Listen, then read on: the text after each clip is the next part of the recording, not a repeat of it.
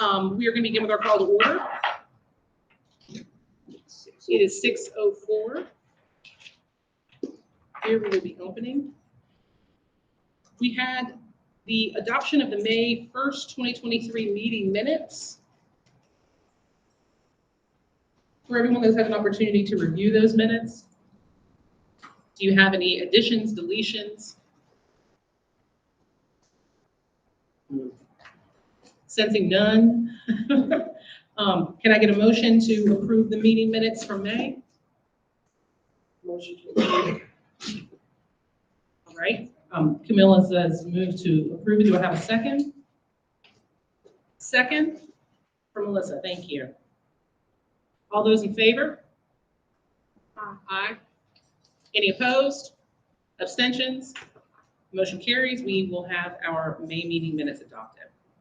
Okay. I referenced earlier the agenda that we have here. Our proposed agenda. So I would ask that we approve this proposed agenda. As you see, we list the call to order, the adoption of the minutes. We want to have this approved, public comment, board comments, senior staff comments, activator, what's in the name, a presentation regarding policy 117, goals and rec structures, building our presence and capacity in the community, a SOCA update, and adjournment. Do I have a motion to approve this proposed agenda for our current meeting? I'd like to make a motion to approve tonight's agenda. All right. Dawn Lynch has made that motion. Do I have a second? Second.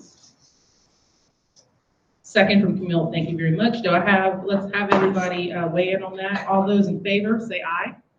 Aye. Opposed? Abstentions? Motion carries. We have the approval of our proposed agenda, so we will proceed. Section 4, public comment. This is where we will open the floor up. Any public comment? Camille? I was going to ask if anyone had emails that had come in or anything.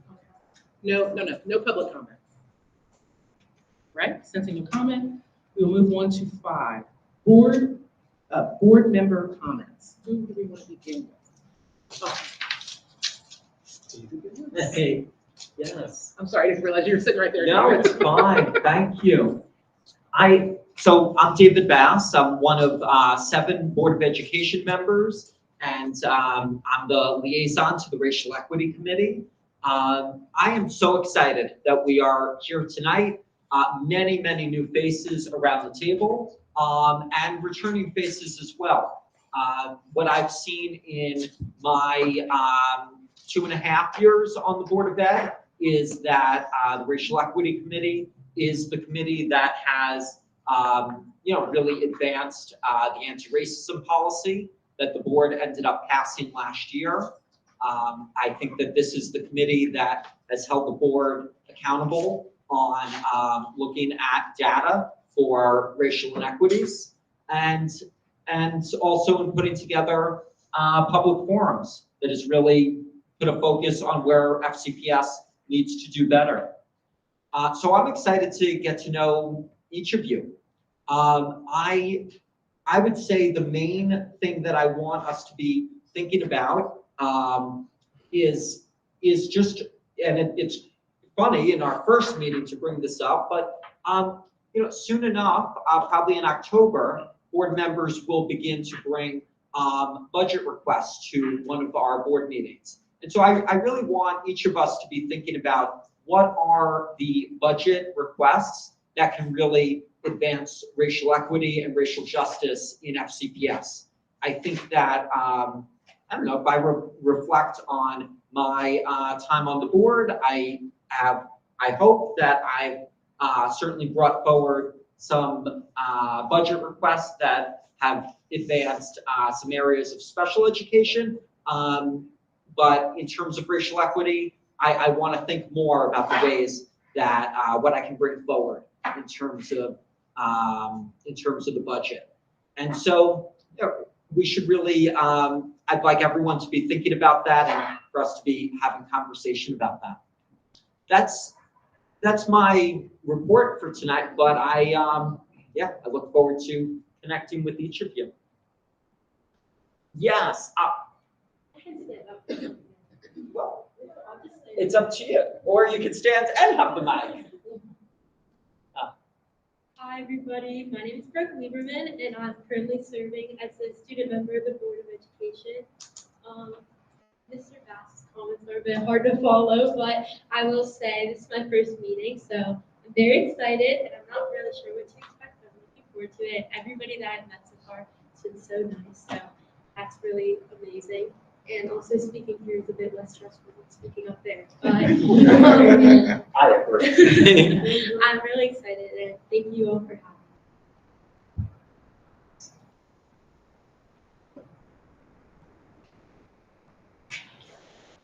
me. So we will start with FCPS senior staff comments. And with- Just make a quick introduction. Good evening, everyone. My name is Scott Murphy, Director of Curriculum in our curriculum department here at FCPS. One of the staff representatives appointed to the committee as a non-voting member, but also really, really excited to be here. One of the threads of conversation tonight and probably throughout the year will be around Policy 117 and associated regulations to that. And you all know that curriculum touches most, if not all of that. So I'm really excited to be a member here, joining you as a staff member.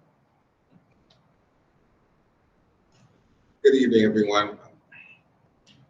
I'm not sure it's on. Yeah, it's on, but No, it has to be green, not yellow. okay. All right. So I'm Keith Harris, Chief of Equity and Organizational Development with FCPS. And just by way of a few comments, I know later on in the meeting tonight, as Mr. Murphy said, we'll give some updates with regards to implementation of Policy 117, additional updates since our last time we shared with the public on in April of this past school year.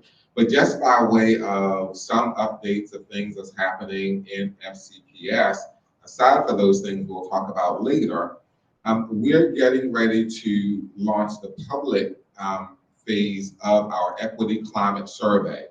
And so with our Equity Climate Survey, the phase that you all will see is that there'll be surveys that will go out to staff, our secondary students with families. There will also be some focus groups that some of you will participate in.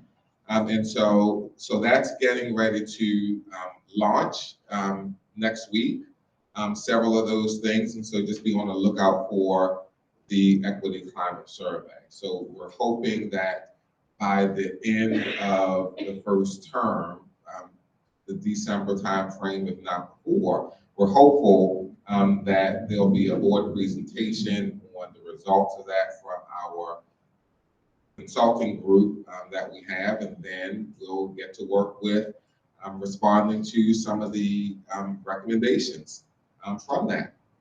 This year has gotten off to a bang with our department, with training. A lot of training and professional learning has occurred already this year.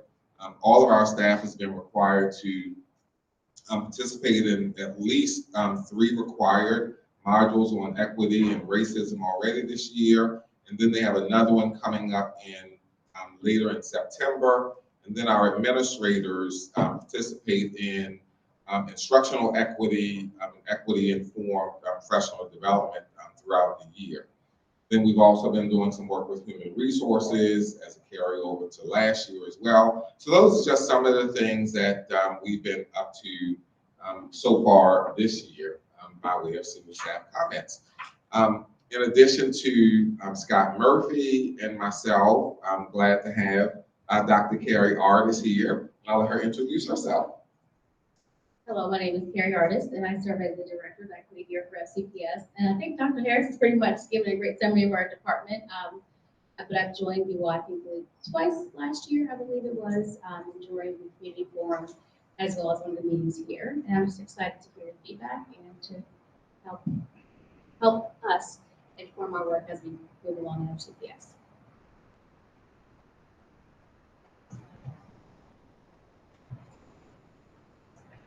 See if I can get this to work.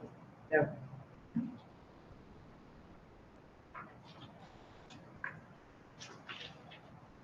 I think that's it for our senior staff comments.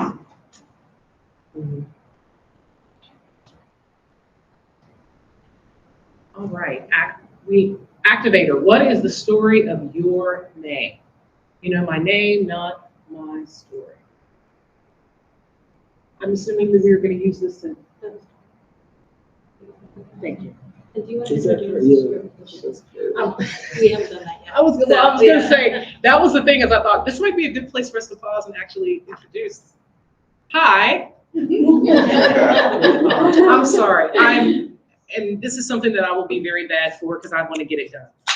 I came in and just started and I neglected to say, hello, I'm Denise Hicks Brown. I am the co-chair of this committee with the lovely Dr. Camille Bell over here. And I apologize. I do tend to just try to rush and do things. So, yeah. I will pass this on to Kurt. I'm going to pop in real fast. So my name is Sabrina Nail. I'm the ombuds with Frederick County Public Schools. So I help to navigate concerns, and I'm excited to be a part of the racial equity. And hello, I'm Kurt. I role the secretary. Yeah. So I'm the secretary, and I'm taking notes. And we are going to get to know each other a little bit. So this is going to be really fun for the cameras because we're going to make a lot of noise in a moment, and we'll see who tracks what. Sabrina, we'll see what happens. But so everyone has a story, and our names are part of that.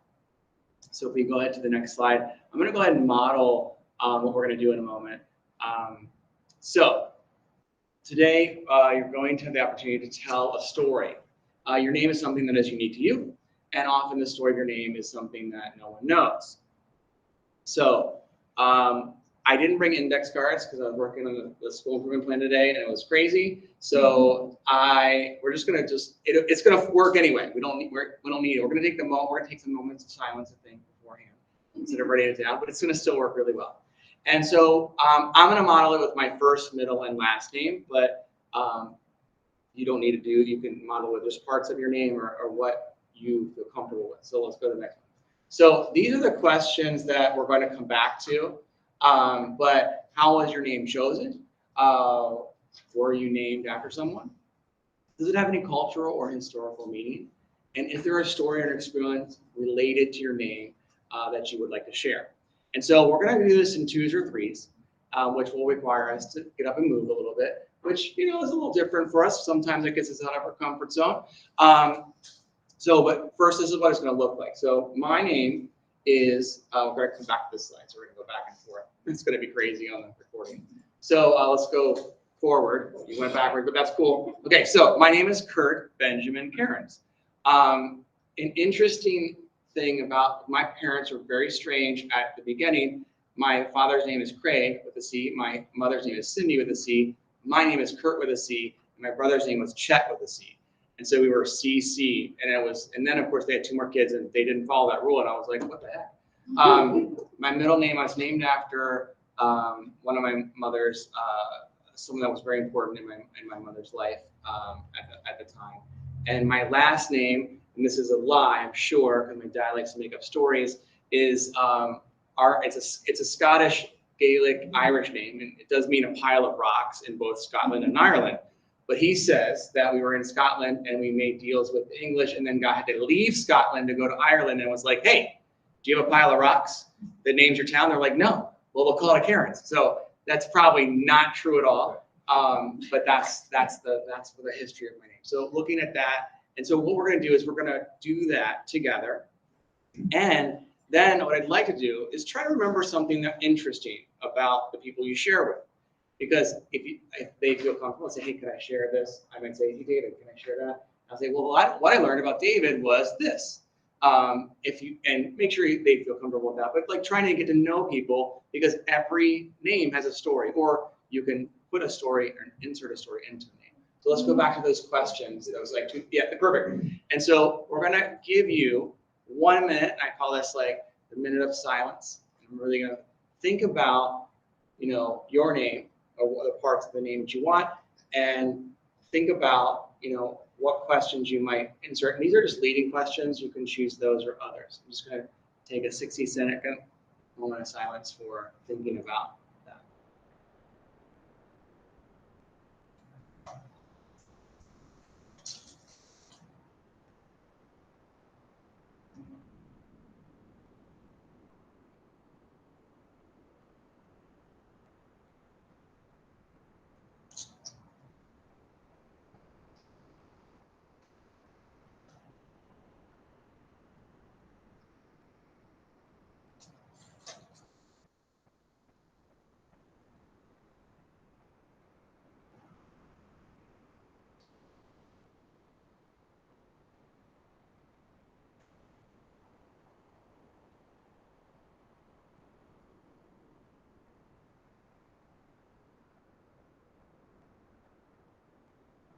Sitting in silence wasn't uncomfortable enough for 60 seconds. Okay, that is our 60 seconds. Now we're gonna just get up, stand up, and I do, Scott, don't talk to Dr. Eric, come on. Try to find someone new. But you go ahead and get up, try to form groups of three, or let's say 3 or 4. That might be a little bit easier. And go ahead and pick some of those questions you want to answer. And I'm gonna give about 4 minutes for this activity. Okay.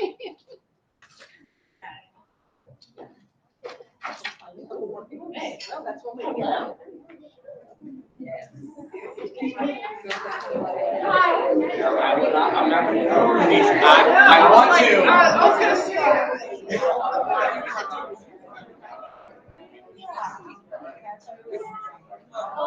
Yeah, because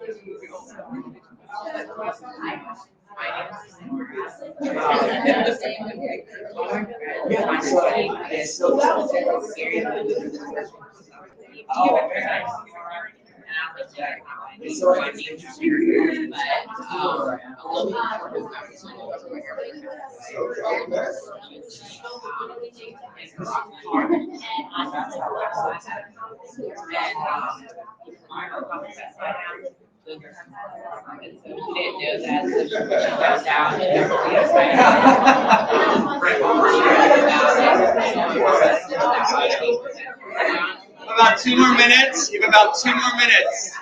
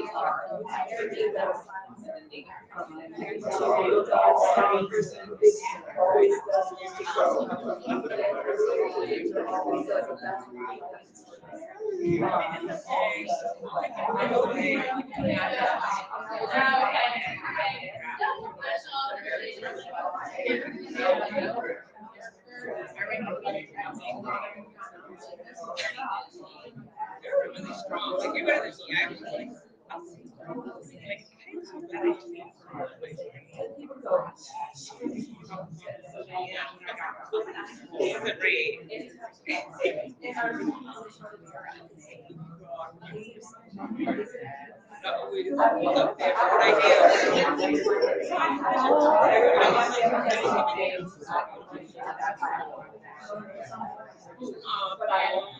I've been here 2 hours, like, and I'm here, and I'm on the job.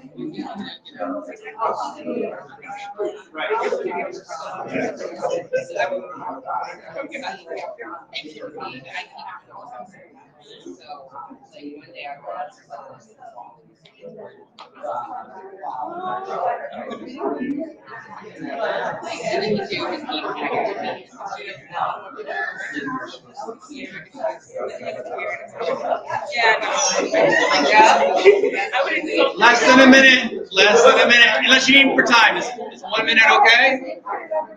Look around.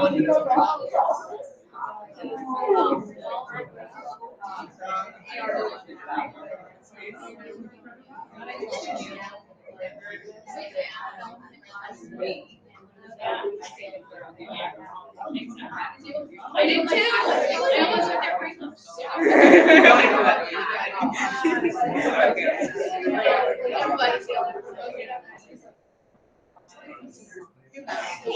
Are you convinced?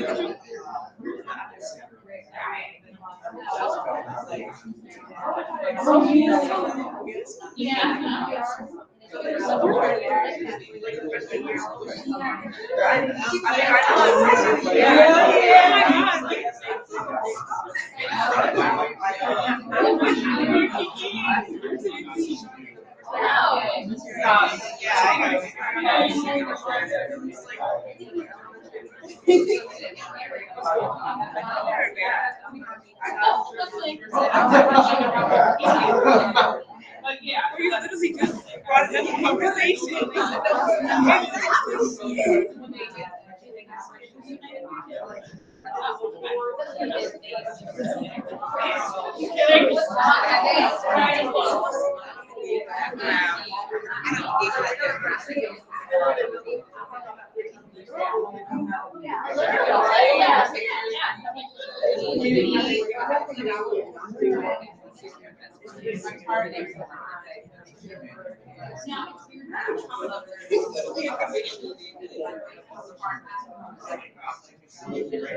I know her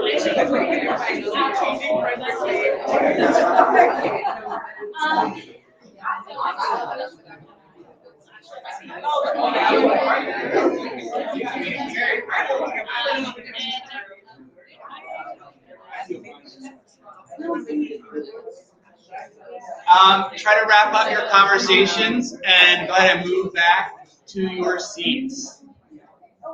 But judging from the conversations, we'll have to do something like this.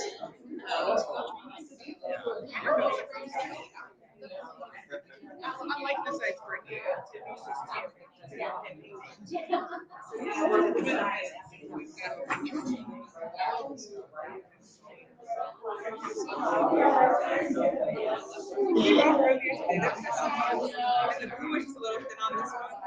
I mean, it could be worse.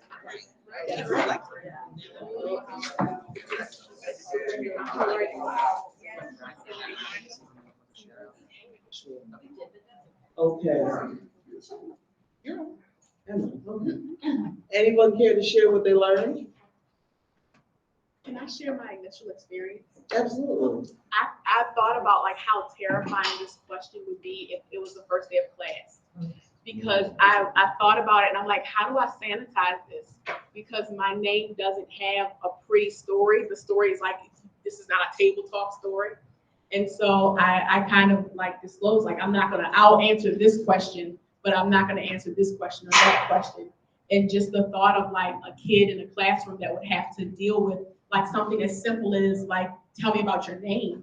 And I'm sitting here like, let's clean it up. How do we make it palatable? And so I just picked and chose, but it just kind of reminded me of some of the things that students may go through when just doing like a simple icebreaker, which seems like very easy, but can be very different for someone else. I think that's important to think about, like, the psychosocialization, that everyone has their own psychosocialization, and so what might be seeming okay is not, you know, I think that's important. Dr. Harris. Anyone else? Good evening, everyone. I had the opportunity to talk to Noah Byron Bustos. And Noah, the first name, there's a biblical correlation, but also his mom was trying to find a name that was short that nobody could shorten. And that's what you made. Smart.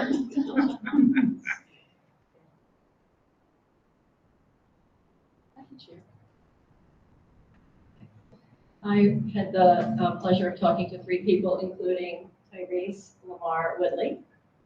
And I learned that there's an actor who shares the name Tyrese, and it's spelled differently. So his name is often spelled wrong. And because his last name Whitley doesn't have an E, that name gets spelled wrong too. And somebody whose name is Kathy with a C knows something about what it's like when people spell your name wrong, like Kathy with a K. I talked to 3 people, sorry. And I learned that originally, right? So in India, like you don't have to put a name on the birth certificate. So she had like an original name, but then her older sister couldn't say that name. So, and her older sister's name meant prayer in the house, a prayer in a home. So then she was named Arti, which meant prayer in the temple.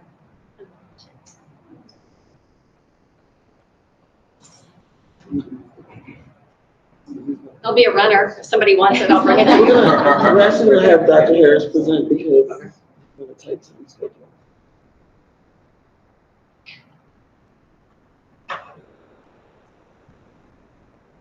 Oh, since the meeting's being recorded, I'm gonna give you a grand entry. Oh, no. Okay, and just to chime into that conversation, I was able to meet Denise Hammond, who was named after the famous singer Denise Williams.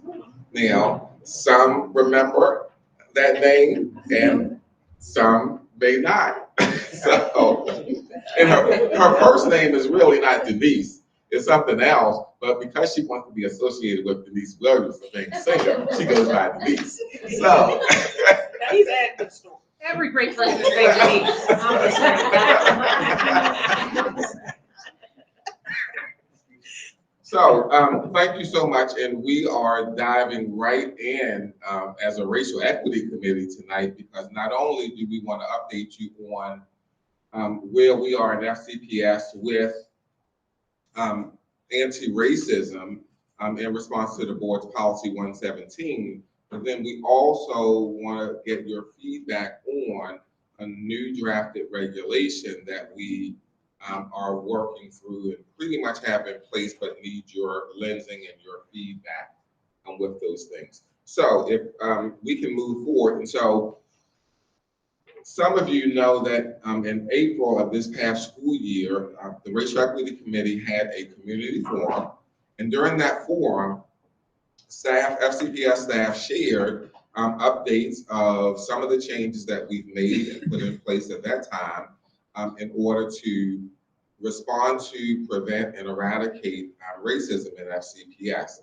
And so with the presentation that we want to go through today, it's a brief one, but nonetheless, we want to update you on some of the additional things. And because I know we have some new members to the Racial Equity Committee, what we did is just folded in the updates into some of the things that we already shared last year.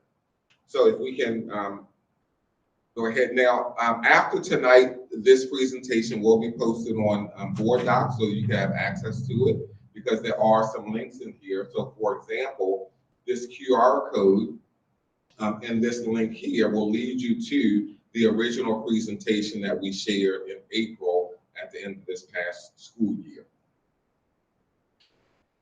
So many of you know that our superintendent established 5 goals for our school system. And really these goals are meant to highlight, strengthen, and uplift the voice and the presence and the representation of each and every student and each and every staff member within our school system. So that's what these goals really highlight. One of the things that the superintendent did is some realignment of some offices and some departments. And so as I was with you last year, we were the Department of Accelerating Achievement and Equity. This year, there's a new department or a realignment, and that's the Department of Equity and Organizational Development. And in this department, not only does our superintendent really want to lift up the work of equity as a forefront within our school system, but embed it in every single thing we do. All of our professional learning, all of our leadership, all of our curriculum, as you heard from Mr. Murphy. And so that's part of the realignment of this department. And we work closely with every single department in all schools in FCPS to make sure that all of our students and all of our staff are seen, heard, known, supported, and represented in every single thing that we do. So since the passing of Policy 117, the board's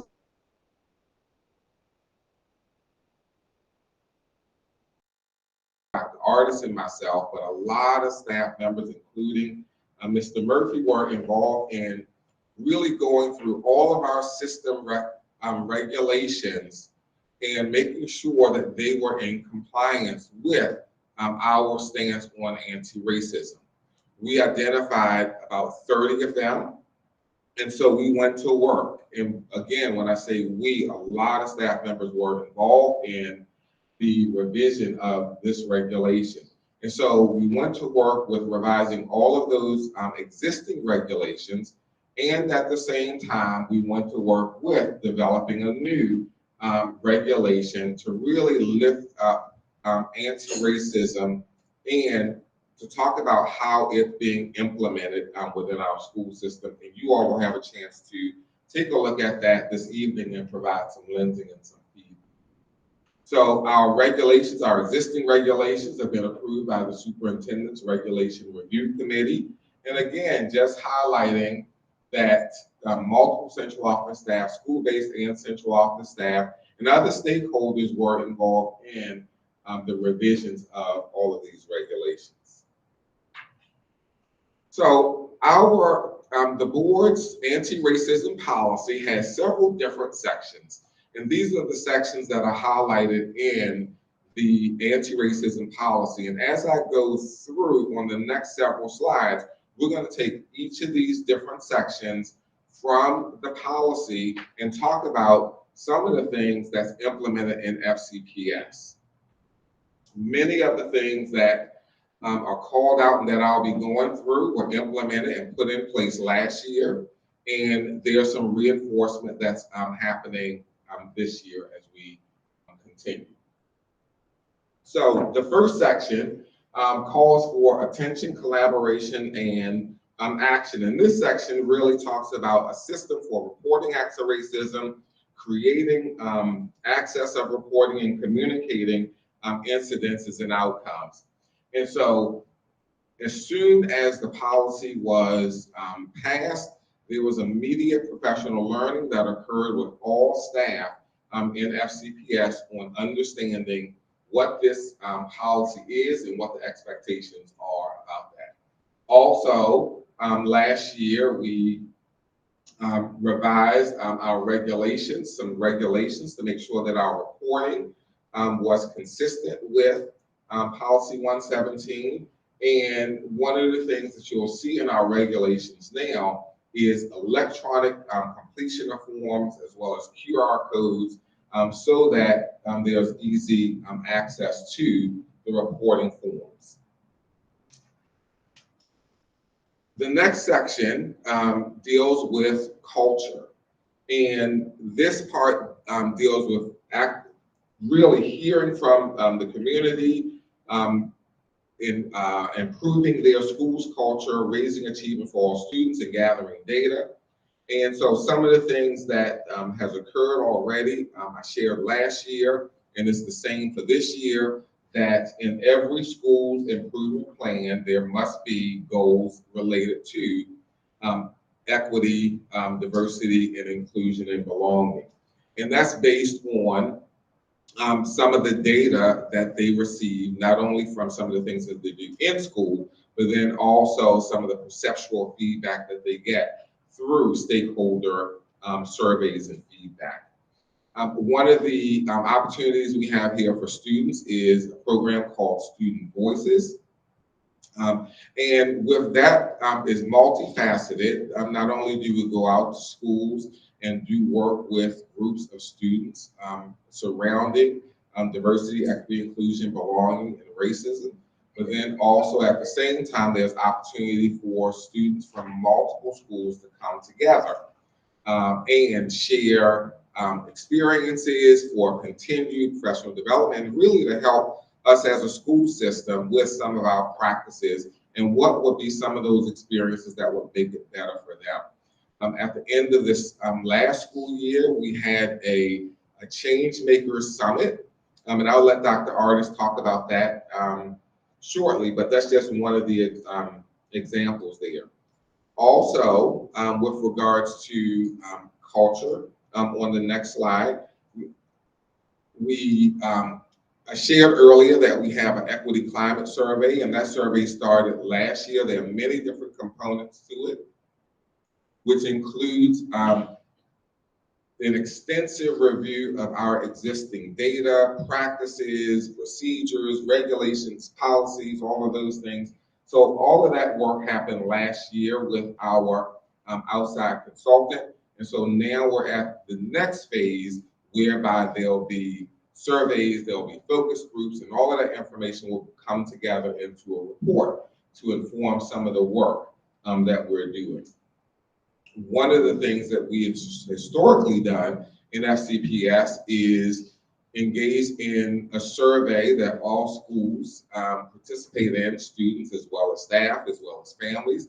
But one of the additions to our perceptual survey is including specific items related to diversity, equity, inclusion, and racism. And so that's an inclusion that was included in our perceptual survey last year, and our schools are using that feedback to inform their school improvement programs and plans and their school culture. You want to talk about the Change Makers Summit? There. Yeah. So last spring, we had a Change Makers Summit, and for that Change Makers Summit, we included all of our student voices, students from across the county.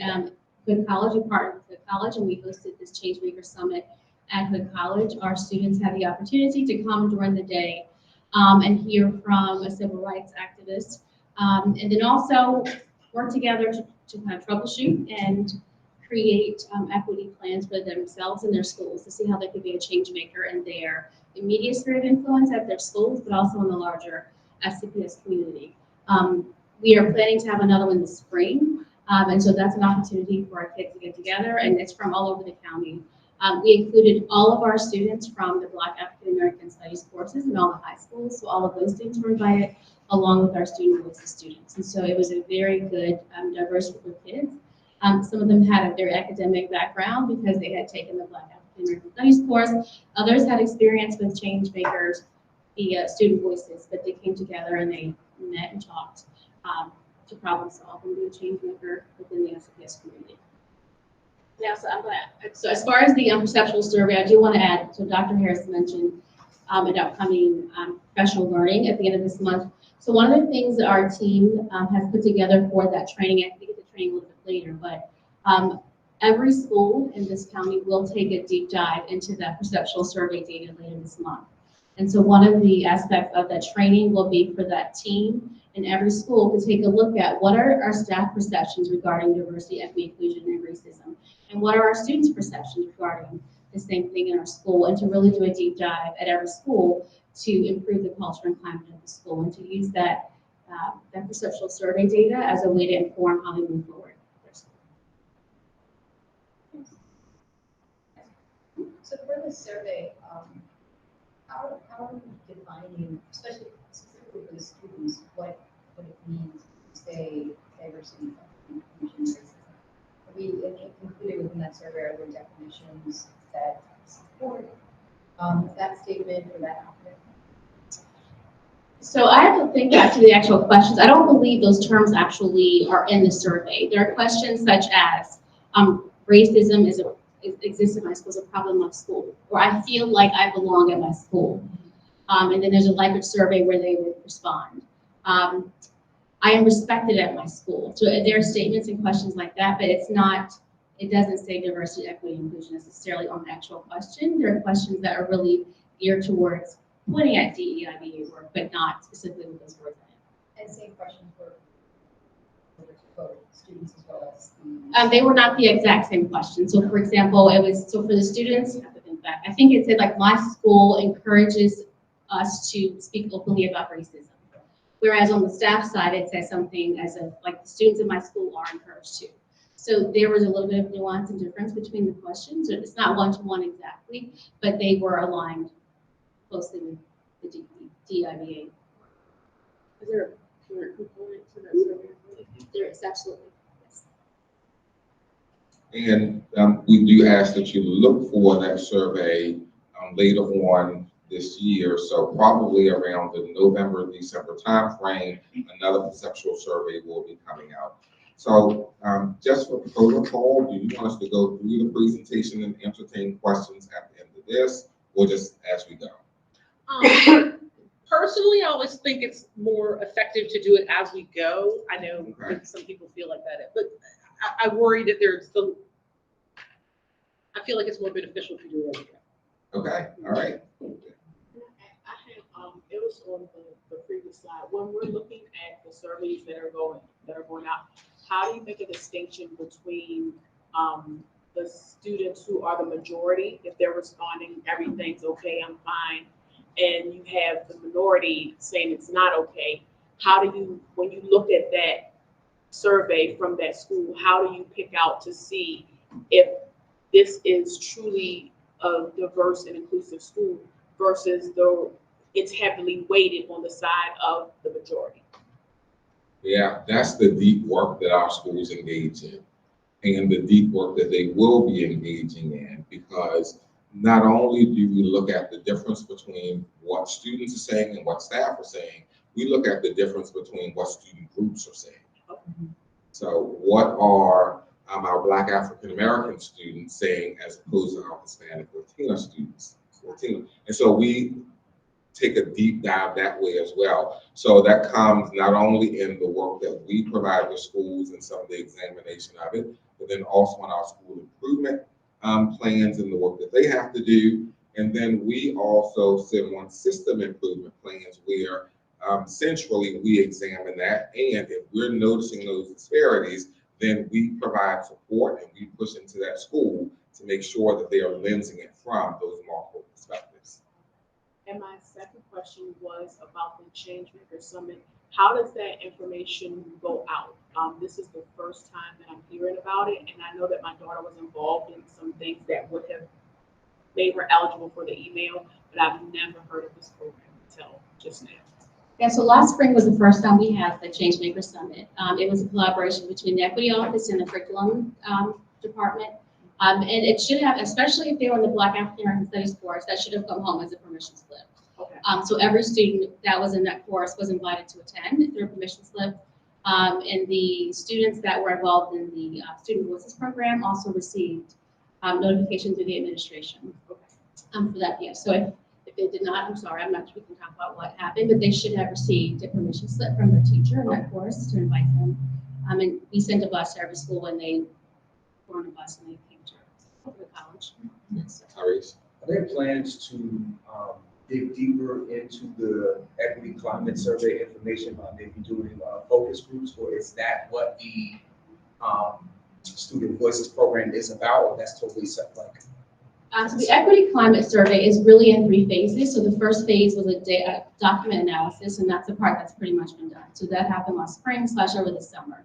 The second phase of that climate survey, as it's called, is really that aspect that Dr. Harris mentioned on the 11th, where people will be getting an email link to complete a Likert survey about their perceptions of racism in the community. The third phase of that survey is actually focus groups. And I can't recall if we put in the survey or not, but right now our focus groups, we have over 30 focus groups that we are going to be not we, but the Insight group will be conducting.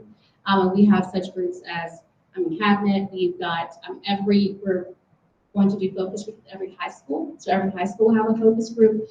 We have multiple parent groups that are also going to be invited to be a part of this community organization. So right now, I can't recall the exact number, but there are over 30 some different focus groups that we have requested for the Insight group to conduct. So absolutely, there's 3 phases. So you were saying that everybody who was in African American studies should have been invited. How are we making it more diverse? I'm assuming that most of the children in the African American studies are going to be African American. Not all, but probably a majority of. And then you're talking about the focus group. Now, how are we making it more diverse so that everybody is represented? So we have to just kind of look through that more, but last year was the first year we had it, and so we really were looking at budget, looking at resources, looking at who can we focus on right now that we have some sort of academic background when it comes to this work of equity and justice and things of that sort. I can't remember the guest speaker. His name is escaping me right now. But the part of the guest speaker, they also learned about him in the class, and so it was kind of an extension of the classroom from what they're doing. We haven't talked about how we can extend the program beyond that and beyond the day, and we are more than happy to do that. It's at the end of the day, it's really about budget and how we can get those students into the building. But I don't know if we kept demographic data of the students that came, but it was actually extremely diverse group of students. I mean, they came from all 10 high schools. It was a very diverse group. Alyssa and then Michelle. And I wanted to piggyback off that question because I had an additional thought for that. I'm wondering also how can the county like diversify that group a little bit more, because maybe there might be certain populations of kids that might not have great experiences. So how do we elevate their voices too and really study and dive deep into those voices as well in order to include those voices? Those might also be the ones that we can hit up to see what can we do better too. That might not be in those costs. Absolutely. I was gonna just comment, the Student Voices is an awesome program in the school that does incorporate all backgrounds, all socioeconomic, I mean, you name it. And at least at Tuscarora, they're actually nominated by teachers to serve. So it is very diverse, and that's a fairly large group, at least with my school. So I think we are getting a pretty good. Right, so student voices, when we ask for students, we ask for diversity. So we have students from all different spans of the diversity spectrum, if you will. So we have students of all racial categories, socioeconomic status. We have students that are in various programs. I know this year we had some students that are part of the pyramid program. We've had some very diverse students that are representing their school and their experiences in the system. We are always open to be more inclusive to see how we can expand it. But again, this past spring, it was the first year we had it. Again, we were restricted by a number of things, time, budget, substitute teachers, and so there were a number of restrictions, and so we're hoping to expand it more this year, but it was an excellent start. Michelle, you had a question. It was more of a question comment. Isn't that the program where Rob Sumner came back? Thank you. Dr. Bob Zeller, thank you, I'm sorry. Okay, he was a guest speaker.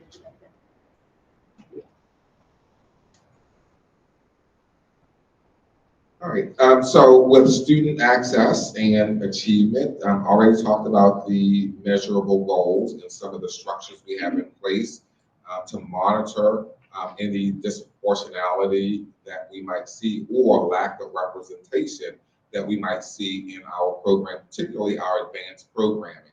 And so part of the work that we have implemented is a change in how we identify students for gifted and talented education and highly able program to ensure that there is increasing diversity there that mirrors not just the school, but then also our school system as well. And those things are annually reported on our goal reporting to the board. We already talked as we move on to the next section of curriculum, and so just chime in here, but we talked about our Black African American Studies course. We have processes involved where we've revised our textbook review, selection, and approval process. And part of the selection process is not only the criteria by which we select our materials and our resources and our curricular, but then also who's involved in that selection criteria and making sure that there is diverse representation in selecting those types of things. One of the things that we're also in the process of, some work that started last year, was a more equitable grading system. And so that is some more work that will be coming in the future. Some of our additional work is ensuring that all of our curriculum, our instructional materials are examined for racial bias and reflect the backgrounds, the perspectives, the experiences of all of our student groups. And I know, well, that's Scott Murphy's work, a lot of his work, and I know Dr. Artis is a part of that work as well. Then, as we continue, anything before we move on? Anything else you want to share? Just to reiterate the work that's being done with the policy itself, as well as many, many regulations that intersect with Policy 117 in some way. So as an example, the textbook review and selection is a long-standing regulation, but is being really strengthened to align with Policy 117. Or long-standing regulations that have to do with grading systems that are being strengthened to make them more equitable. So just some examples about how regulations in various ways follow back to Policy 117. We got a Yes. I have a question about the curriculum and the material. There are some books that I think would be safe and appropriate if it were in a group full of people that are exposed. I think that same book might not be safe in a different environment. And so how do you account for that? If you need specifics, I can. No, so I think I know what you're getting at, and do you want to tackle? You want me to start, and then you pick it up? Go ahead. So one of the things that we do is training every single year on our staff about when you have books that may be historical in nature or novels, those things, then, and you come up against certain words, certain phrases, certain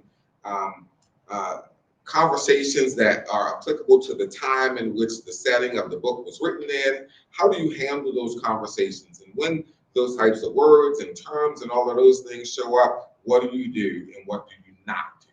And so those are that's some of the training that happens every single year through our curriculum office with some of those. Yeah, thank you, Dr. Harris. The teacher preparation for conversations like that to provide context and safe spaces for students to have conversations is a really important part. Secondly, when it comes to actual evaluation and selection of curriculum materials, one of the outgrowths of this work will be a much more well-defined rubrics that expect subject matter experts as well as parents, students, community members to take exactly that lens to it, to really evaluate with a lot of depth appropriateness of instruction materials in classrooms.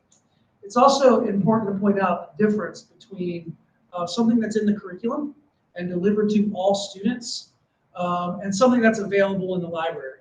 So the selection processes for those two scenarios are different when it comes to curriculum versus libraries.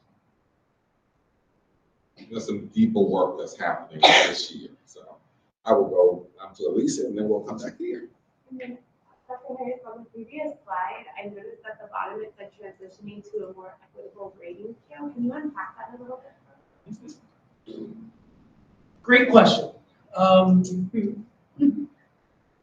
Part of the challenge here is that our current state, in the way that secondary schools in particular operate with grading systems in America. And frankly, it is probably an archaic grading system that is based on a percentage scale of 0 to 100% that ultimately award a letter grade at the end of a term, and ultimately award a letter grade at the end of a semester.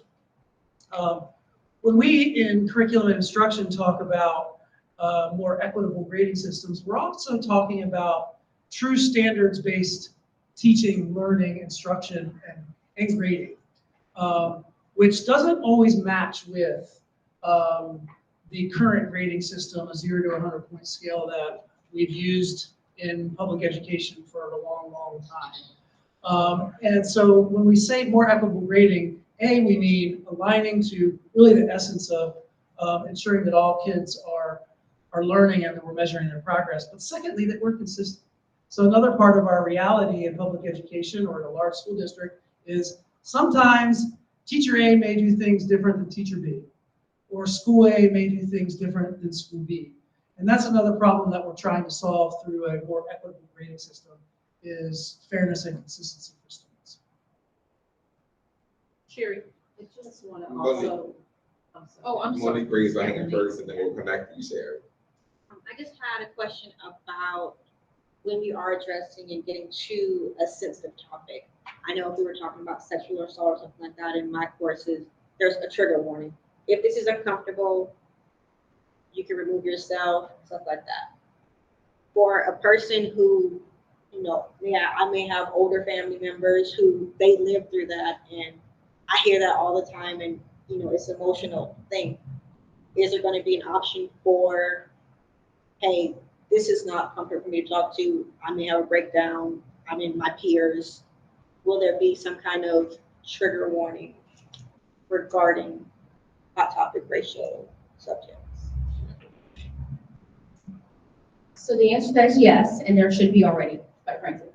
So the guidance that we give to our staff right now is that there is quite a bit of pre-work involved when you are addressing sensitive topics. So when it comes to, whatever the topic might be, if it's a sensitive topic, the direction and guidance we give our staff right now is to do the pre-work. So as a student, you should not be shocked, surprised by what you're seeing necessarily in your curriculum content. The instruction really is for our staff to do pre-work, so prepare your students for what they're about to see, give them historical context, and if there is a moment where you say, I can't do this, or for whatever reason, there are times when you can step out and you can request an alternative book or whatever it is we're resource. So that's already in place.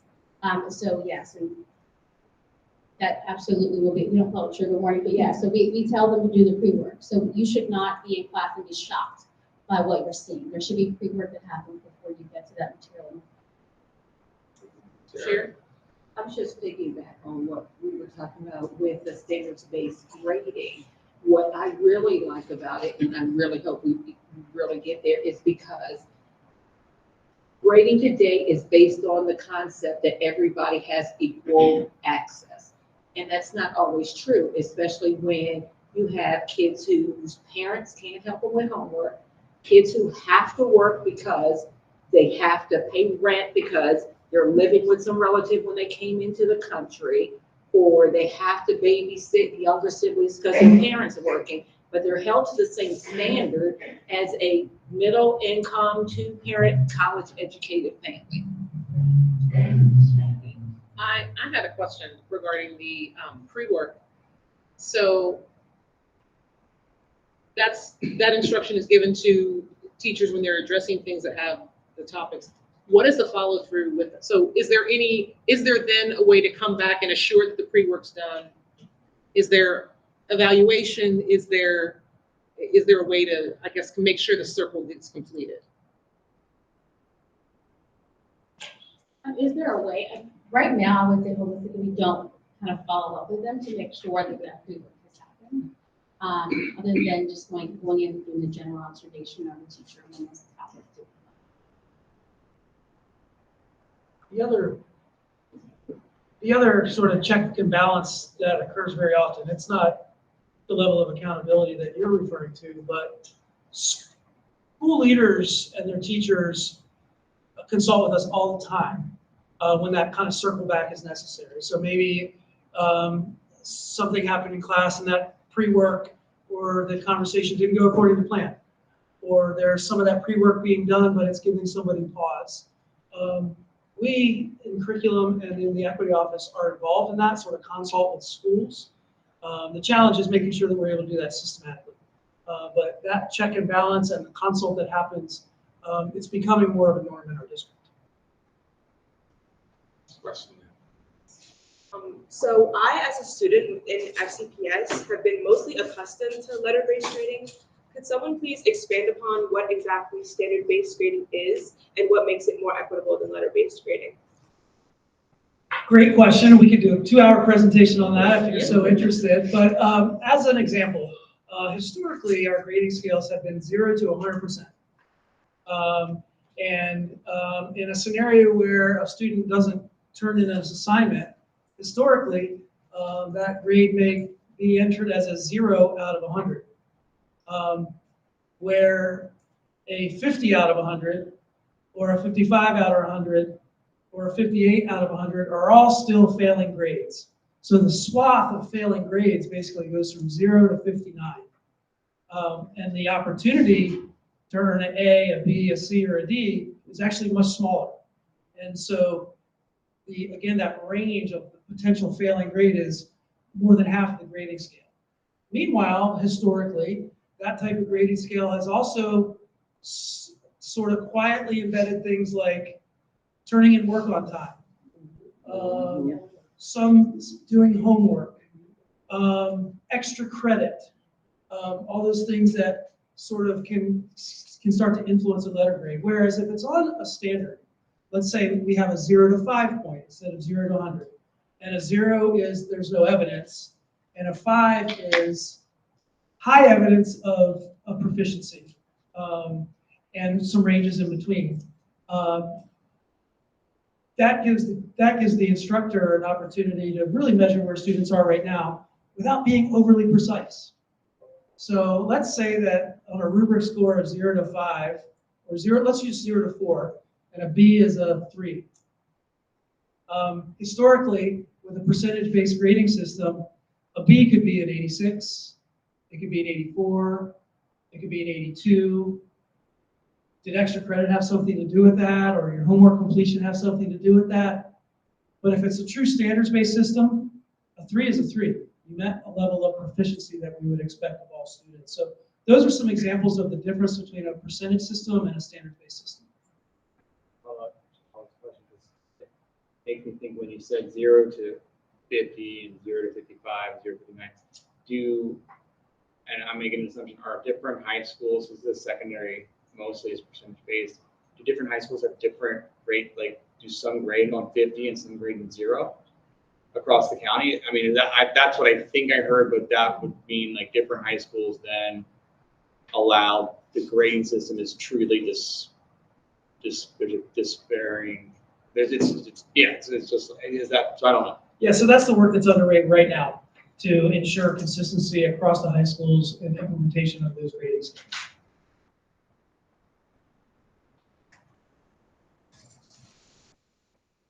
Okay, just a few more slides to go. With hiring and training, some of this we talked about last year with regards to it, but for those who are involved in our hiring practices, they undergo a lot of professional learning as well to mitigate against looking at candidates not based on their merit, but based on other factors, implicit bias and all of those things. So a lot of work goes in with that. Also with some of the training, we talked about the mandated training that all of our staff goes through every single year. And, you know, again, this year, they've already gone through several required modules, and some of that work continues throughout the rest of this year. But we also don't want to miss others who engage in our schools, such as our volunteers. And so a practice that's being put in place is our volunteers receiving training. Last week, the week before, we did training with our food service workers and custodians, our maintenance workers, our warehouse staff. And so that's just some of the expanded training on DEIB and racism that our staff goes through.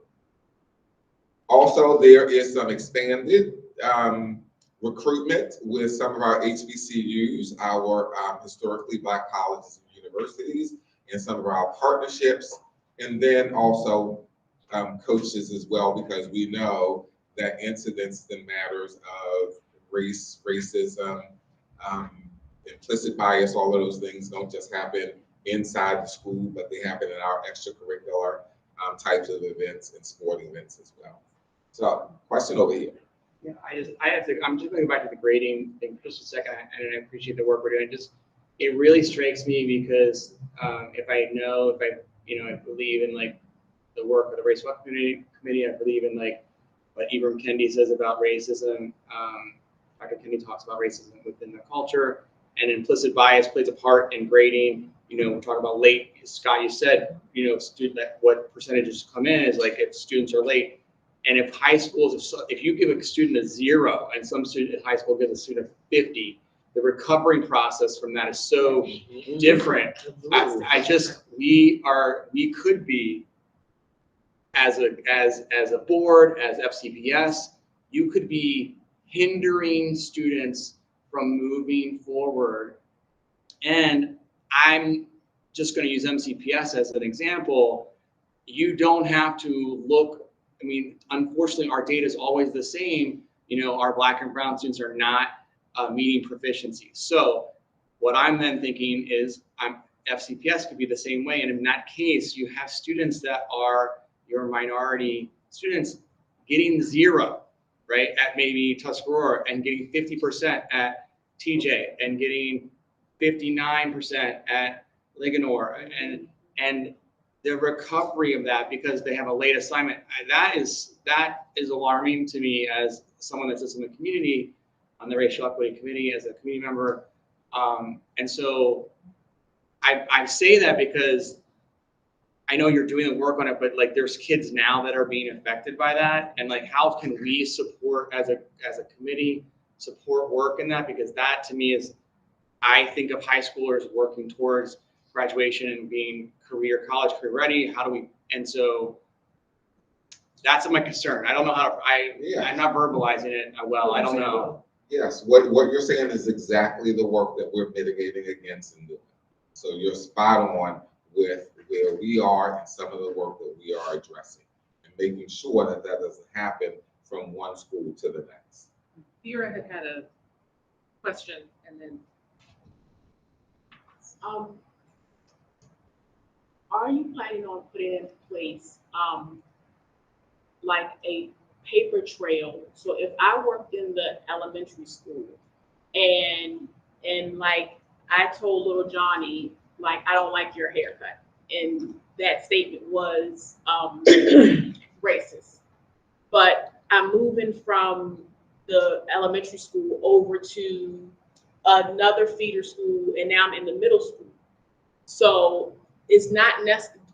How is the paper trail going to follow? So when we're doing the hiring, that there's a system that says, hey, this teacher had an incident with little Johnny. We don't think this is a good hire.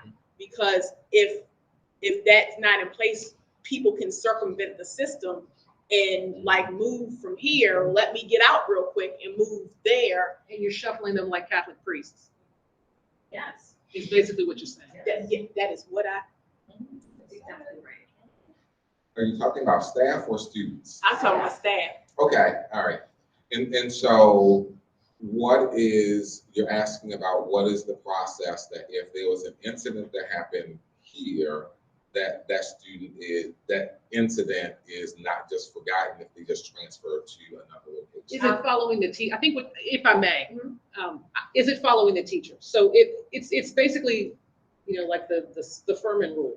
If it's in the file that they've had this incident at the elementary school level, and now they've gone on to work in a middle school or a high school, is there a way that this information remains in the file and we're aware of those types of things? I mean, I'm assuming that what's going to happen is when there are those incidents, that there's something that's being done. There's a training, there's a professional development, there's something being done. But is there going to be, I think where she's going with this, is there going to be documentation and that you can't run from it by going to another school? Hence the reason that I said it's like we're shuffling Catholic priests. Just because you take them out of this church and stick them over there, now nobody knows what happened. So there is documentation through the investigation process, and it is maintained through human resources. And they're in charge of the transfer of staff. So somewhere your system is being circumvented. So I'm not sure if it's inclusive of teachers and volunteers, but it should be anybody that steps foot into a Frederick County Public School system for any reason outside of taking a class as a student, that person needs a file. And so if I'm a volunteer here and then I go over to be an administrator somewhere else, it needs to be on file that this incident happened. And so when that school system goes to hire, and it should be it should be in real time, like this investigation is under process. So if I try to move before it's complete, when I go to the next place, it's opened and said, wait a minute, there is something that is in process here. We need to look into this before we move along. We need to handle this and look at this and go back and see what's going on to make sure that this is a good hire, because this might not be a good hire. And this person may need to go through some steps and then prove that they've learned, not just taking the class, because we take all types of training, but that they've learned and changed and are able to be integrated back into the system with people's children. Thank you. And so, yeah, so you have. So to build off of what the grading, so if the high schools, because it does hit for high schools with the grading, if certain schools are doing at different levels, it's also hurting the student athletes, because I did not know that's happening. So for me, as a Brunswick High student, I would get a 0 instead of that 50. So if another school is getting the 50s and the 55s, I would become ineligible quicker. And so that wouldn't make sense of why I'm getting removed from my sport if they're going to do the same thing, but not getting removed from their sport. Sherry? We were talking about the rubrics and the different variations of grading. Are we looking at like portfolio assessments where, because the way it was explained to us a couple years ago at TJ is like portfolio.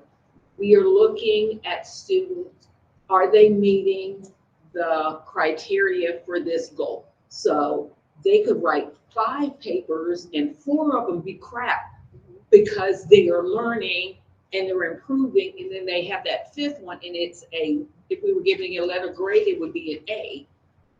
So that child has proven that they have mastered that objective or that goal, especially when we do goals.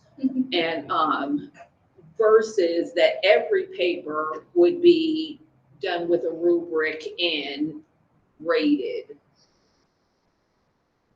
So yes, portfolios absolutely, and more so just ensuring that there are multiple ways for students to demonstrate their learning. What I'd like to suggest is maybe at the next meeting, I'd like to bring back guidance that teachers have this school year around equitable grading practices.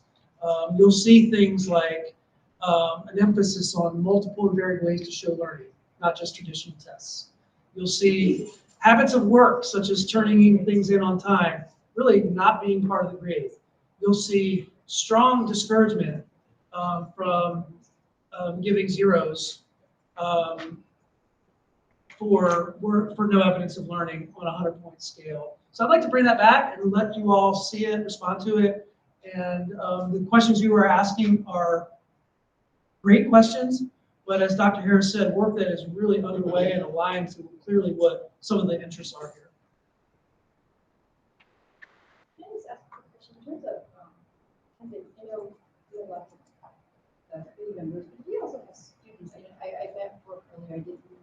We have other student members. Yes. Is this part of SOCA, or I just need to understand, like, this is my second year, so I know SOCA was invited to these committee meetings. Are students also invited to attend each meeting? We have student committee members. Okay.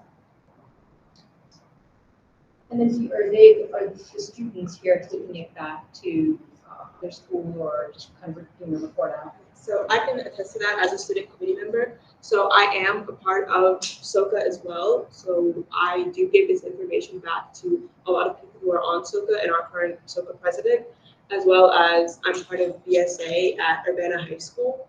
So that this information is getting reiterated back to BSA, but on a student level, because obviously not all the information we go over here is applicable to us as students. So the things that are important for students to know is getting reiterated back to students at my school. And to back off that, I am the Minority Essence president of Brunswick High School. So everything that we talk about, we have hot topic meetings. So once a month we'll meet together and we will go over the hot topics. So some of the things that we bring up here today.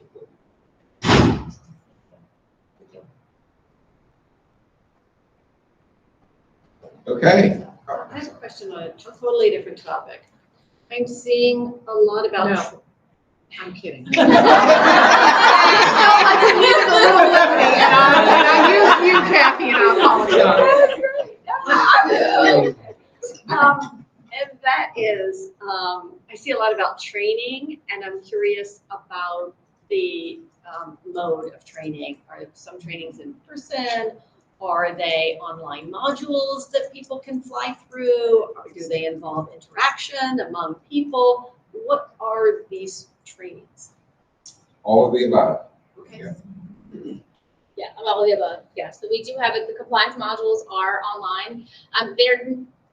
We have breaks in between, so they're not completely clickable all the way through. So there are breaks in between where it kind of forces you, and if you finish too early, the system does say, hey, this took. Yeah, you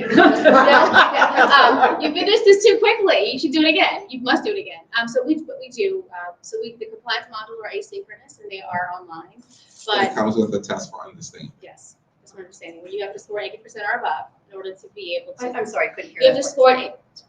You have to score 80% or above with those compliance modules. And this year there are 3. Last year there was 1. And so with the addition of 117 and kind of unpacking that a bit more for our staff, there are 3 compliance modules for our entire staff right now. So those are asynchronous and those are online. Can you click through them? We try to do the best we can with the technology we have so they can't click through them. And then there is a assessment at the end, which you have to score 80% or more to say, yes, I've completed this successfully. The other trainings, they're all in person, I believe, they're all in person. The only other that we're developing that will not be in person is the volunteer training, and that's because of the nature of the volunteer work that will have to be an asynchronous part of the orientation. The staff training that we do, we create the module and then we talk and work with our school-based administrators and then they facilitate it. So essentially created and developed, but then our school-based administrators facilitate it with their staff. So everything else, I believe, except for the volunteer. So much of the value in trainings is the interactions that Especially for equity work, right? So yes, so we heavily, if we could do all of it in person, we would, but with the compliance issues, it's just technology and the volunteer, because of the nature of volunteers coming in and out, that will be fine as well. Brooke has had her I hand just had a quick comment. So as for you guys, the students that are here, this is an open meeting, so if you guys want to share to whoever's in your club or your peers, they can come here and share their thoughts. I mean, we have a public comment for here. If you guys just want to share that with them, anybody can come to these meetings. Thank you. All right, we have a couple of more slides. So last year we talked about developing a code of conduct, and if you are a parent or student, you received a copy of that at the beginning of the school year, and it's also on our FCPS website as well. The other thing that's different there, yeah, most of the stuff is still in place from last year with regards to our reporting, which then goes to our next slide, our last slide for this. And these are just some things that really highlight some of the reporting that's on our website, and not only for students, but then also for staff. And so we talked a lot about students, but then there are also some staff reporting methods as well. If they experience any perceived racism or bullying, intimidation, harassment, or anything like that. And so if you can click on any of those links, it goes right to our website. Those are different links there.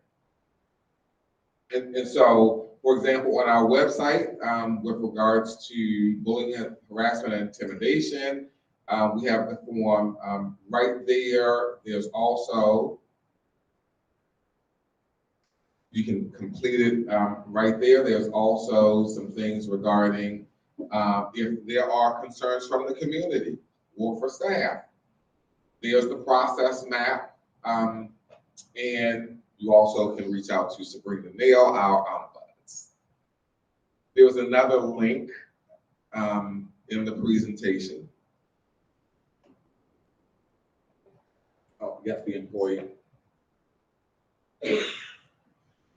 So that goes into more detail for reporting methods for our staff. There is a resolution process. There's a form that they can complete.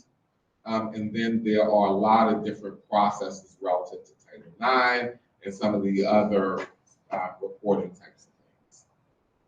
So just wanted to highlight those things that are visible on our website for reporting, not only for students, but then also for staff.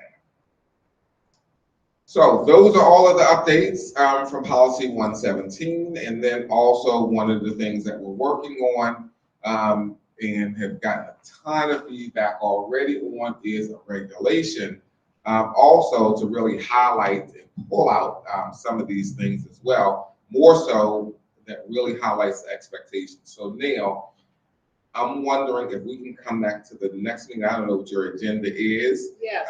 Okay, all right. So the next meeting, what we want to do is we want to actually roll up our sleeves and take a look at this separate and new regulation that really guides, here's what our expectations are for staff by way of implementation of policy. All of our regulations, we've done all of that work. All of those changes, we've done a lot of training and reinforcement of what we expect, but now we want to lift that out even separately as well. And so if we're okay to come back to the next meeting to really roll up our sleeves and get some feedback from the Racial Equity Committee, we'd appreciate that. Dr. Harris, I do want to ask, will that delay implementation at all? October 4th, right, is our next Racial Equity Committee meeting. So nothing that we've shared already and nothing in our regulation is not in place already. It is already in place. Our expectations are very clear for all of our staff. And so everything that you're going to see is in place. We've just put it in paper, in writing. Meredith? I really am sorry, I do not want to keep coming back to the grading thing, but I have already been doing the no zero policy. It is by far the biggest pushback I have ever gotten from any colleague ever. Yes. It's shocking, actually. When do we expect that that's actually going to be implemented? Do we have a timeline? Yes, we do. Okay. And so I want to say that, again, let's put this on the agenda at the next meeting. I was gonna say, he's gonna be at the next meeting too. For them to respond to, that there's a timeline. But the fact of the matter is our middle schools are already there. And the focus this year really is a year of learning so that we can get through the pushback and get to a place where not only is it a compliance thing, do it because we said so, but that there's understanding of the compelling why behind it, to some of your points earlier. But we also, again, want to be really, part of the year of learning is if the conversation stops at, is it a 0 or is it a 50%, we're sort of missing the mark of the essence of where we want to go with instructional practice and grading practice. So the 0 and 50 thing, a year, but true essence of standards-based practices that we're talking about, it takes a little longer to get there. So let's bring this back and we'll lift up under the hood a little bit more of what we're doing as a district so you can see with more clarity the grading issue. I don't know if everyone had caught it, but Mr. Murphy indicated that he would be back next week with the guidelines, which address a lot of what we had talked about. So that's also going to be. Sorry. So that's also going to be. So what about disciplinary practices in terms of equity and inclusion, making sure that those are implemented consistently? In terms of the working, yeah, disproportionality, policy, practices, guidance to administrators in terms of how not only to teach behaviors, reinforce positive behaviors, discipline, behaviors that violate the code, and making sure that that's done consistently and equitably.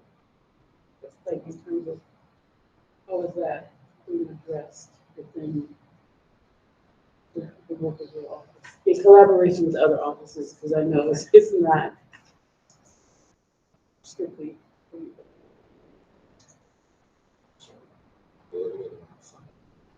Can you give Dr. Harris the microphone? I can give a, I'm trying to think how just succinctly. I know, So I yeah. would say this, so, I was part of the committee for the code of conduct. Is this on? It's on. For the code of conduct. For the code of conduct. And when we were going through that planning process, we're heavily emphasizing that this is not really, this should not be unrolled as a punitive thing for SCPS. So at the end of the day, we also have our multi-tiered support system, which we call MTSS. And so as far as training and really giving professional learning to our school-based administrators as well as our teachers, and what are some strategies that we can use within the classroom to offer student support. So we have a code of conduct, and if you've seen that, it kind of outlines the tier responses for behavior, those behaviors identified in the code of conduct. As a part of this, actually, we also reviewed the student discipline regulation as well. So as far as offering professional learning to our school-based administrators, we're in the process of doing that because there are a number of new tools, alcohol tools, that they're using that they have not used before. So the code of conduct, we have again revised our student discipline regulations. And as Dr. Harris said, of course, centrally we do look at the data, disproportionality, like who's getting referrals, who's getting suspended, and what are these offenses that are causing them to get referrals and suspension, and just the accountability factor there as well. So we're working on that now. Code of conduct, I would say, is kind of the first level of us doing that work, and then aligning it with our student regs, but also leaning on that MTSS to offer supports and not creating this punitive system where it's about just getting referral. It's really about providing support for everyone. So is it safe to, I'm just gonna interject here. This is what you envision when you talk about realigning and having this and sort of systematically making sure that equity is being infused into every piece of what's going on in FCPS. Yeah, not only in all of the changes in our systemic practices, but then also reinforce as we go throughout the year. And so part of what you're talking about, part of our code of conduct, our multi-tier system of supports and interventions happen through our regular meetings with administrators as well. So Sherry, I've seen your hand up for a while and then we're gonna come to you. So I just want clarification. So you guys are looking at the data for every school and looking for disproportionality. Yes, so we have centrally, so in schools you have what are the teams in schools, that not the school improvement teams, the OWL teams. Yes, OWL teams in schools, we have that centrally as well. And we go through the data for every single school.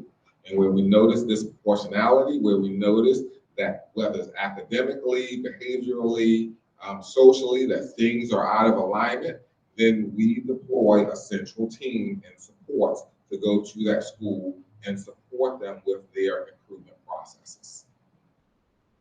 Yeah, just to follow up, I don't want to say too much.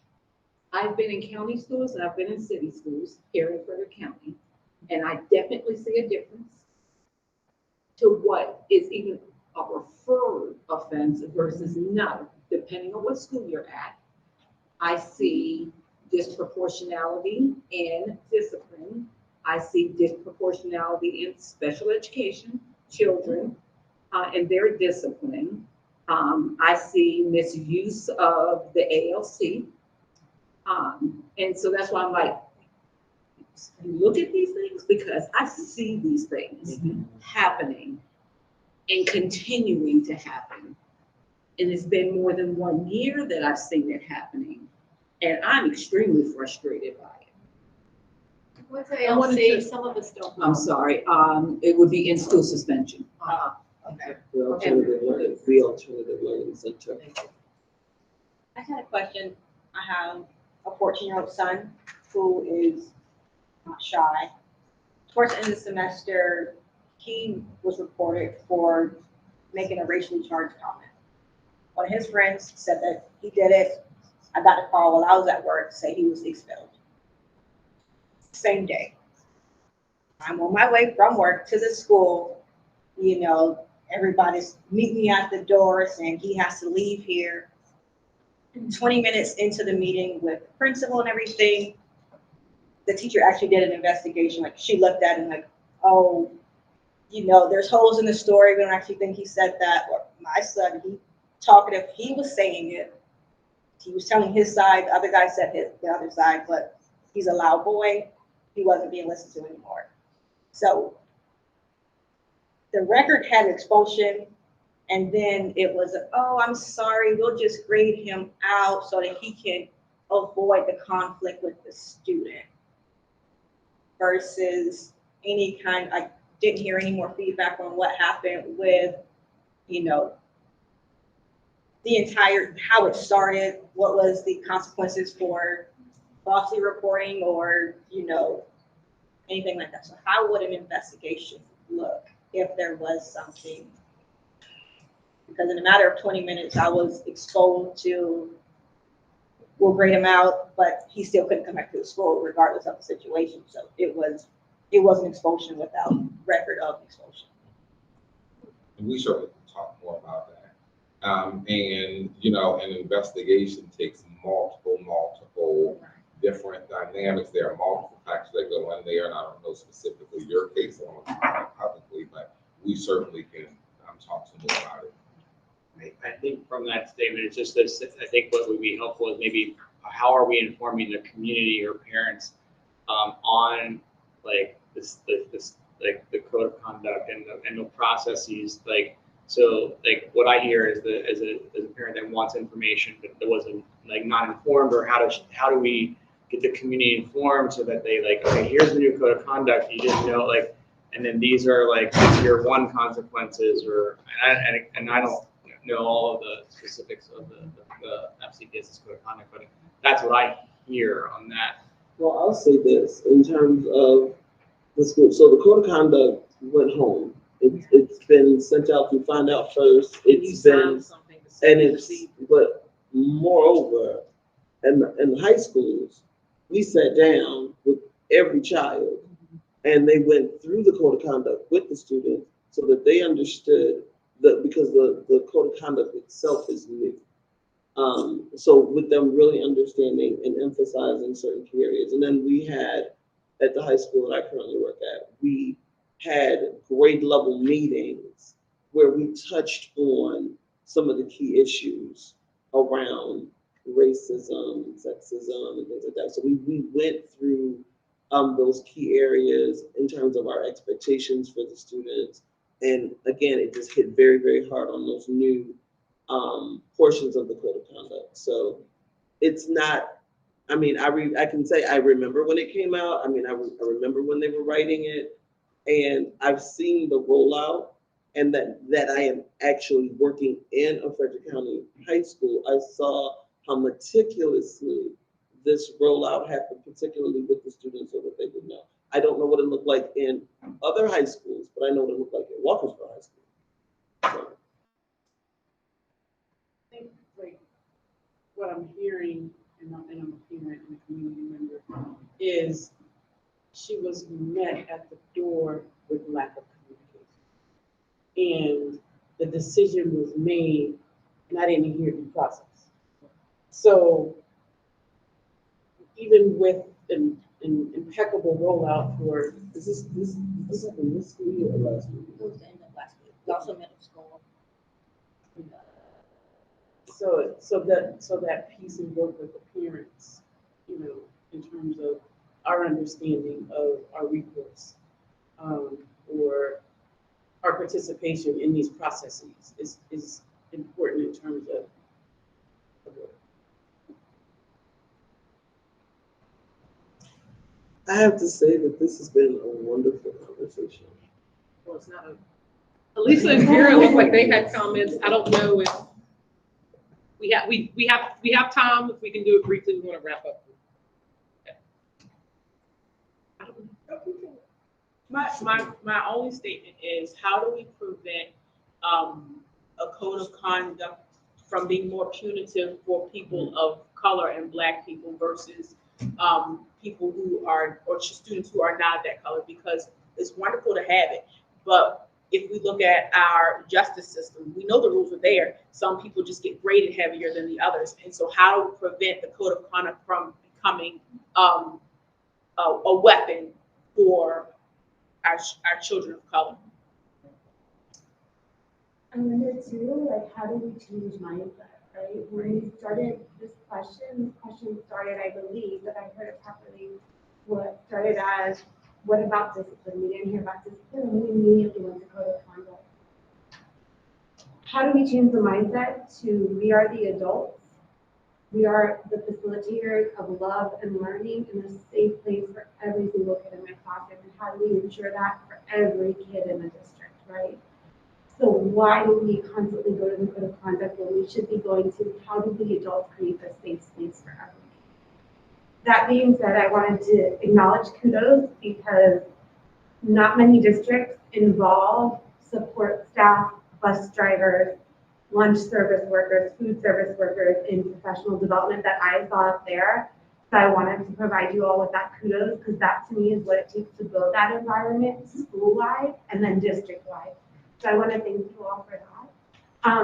And I wanted to clarify, as I clarified with my friend Meredith sitting over here, was when I asked about diversity and student voices, what I didn't mean racial and ethnic diversity. What I meant was discipline diversity is what I meant. Are we including the kids that got 10 office referrals, or our principals just handpicking and inviting the kids that are the star students, the ones that shine, the ones we always see, right?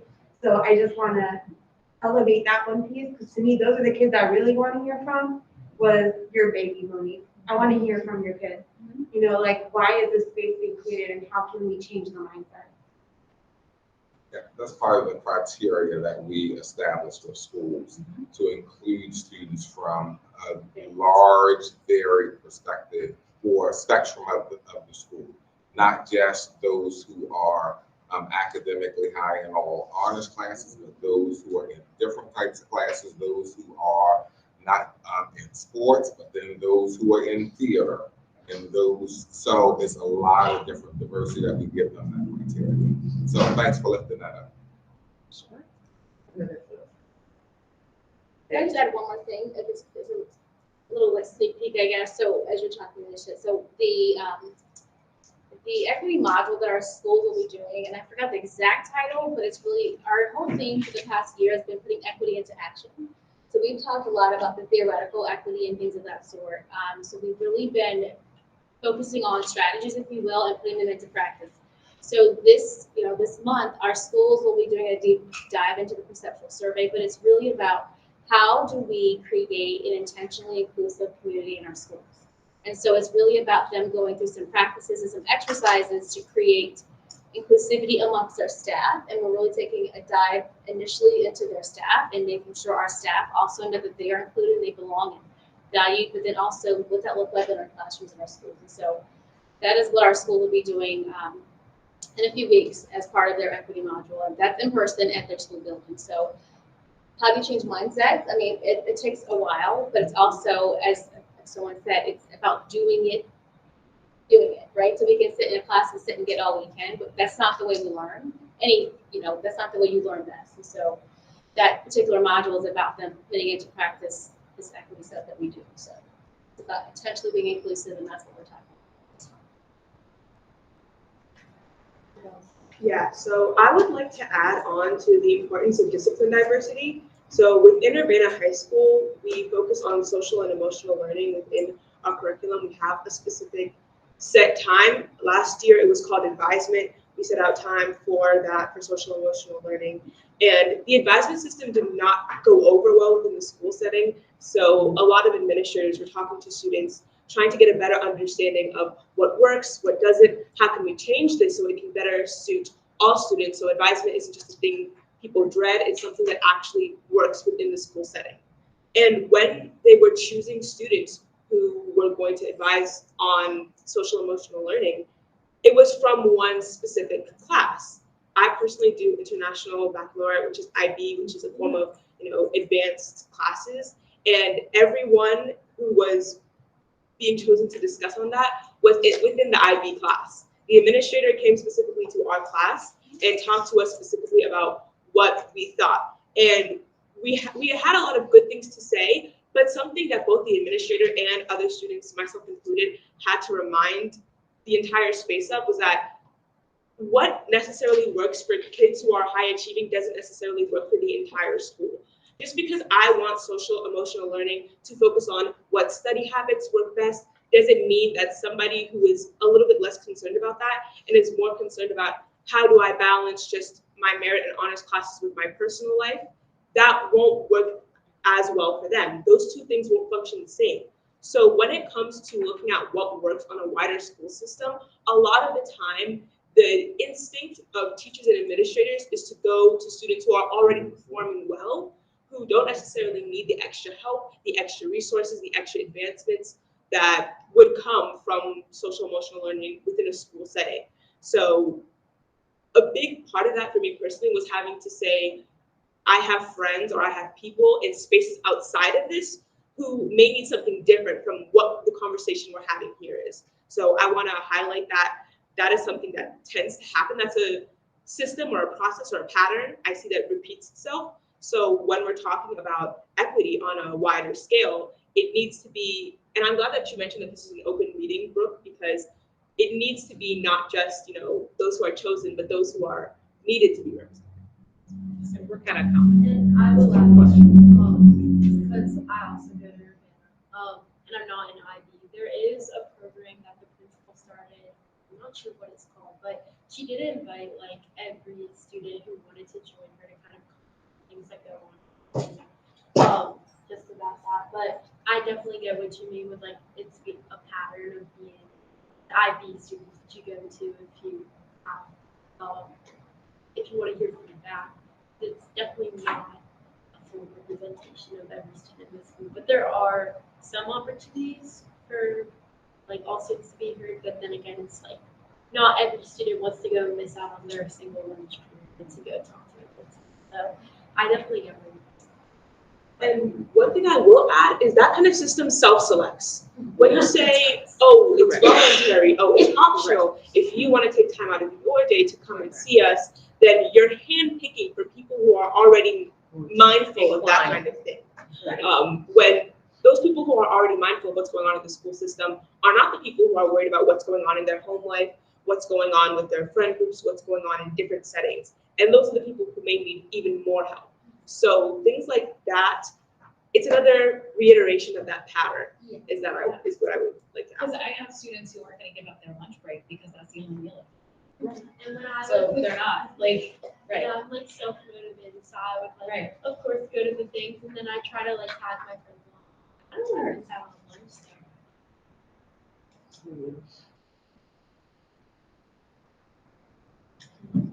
Well, thank you.